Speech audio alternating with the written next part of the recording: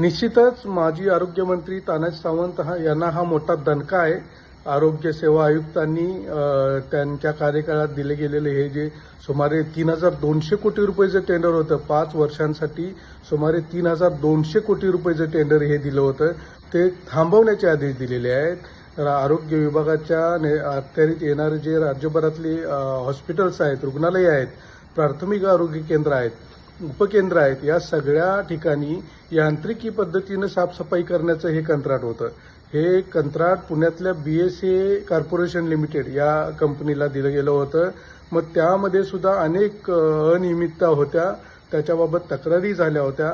मात्र वादग्रस्त मंत्री तानाजी सावंत यांनी दबावातून हे टेंडर द्यायला भाग पाडलं होतं. प्रशासनावर दबाव होता, इतर ठेकेदारांवर सुद्धा दबाव होता, ज्यामुळे या टेंडर देताना सुद्धा अनेक वादविवाद निर्माण झाले होते.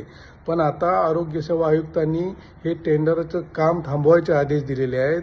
जे काम वर्षाला 70 कोटी रुपयांमध्ये होत होतं, ते तानाजी सावंत यांच्या कार्यकाळात 650 कोटी रुपयांना, वर्षाला 650 कोटी रुपये खर्च केले जाणार होते त्याच्यावर, जे पूर्वी वर्षात फक्त 70 कोटी रुपये खर्च व्हायचे होते.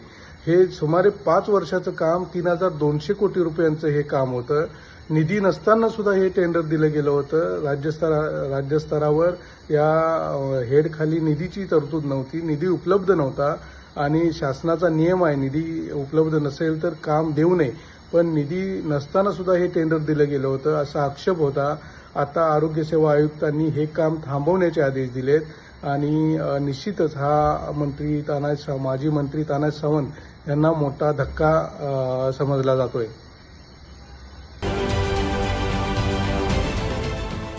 देश विदेशातील प्रत्येक घडामोडींचे लाईव्ह अपडेट मिळवण्यासाठी आता साम टीव्हीच्या सर्व सोशल मीडिया प्लॅटफॉर्मला लाईक, फॉलो आणि सबस्क्राईब करा. तसंच सर्व नोटिफिकेशनसाठी बेल आयकॉन प्रेस करायला विसरू नका.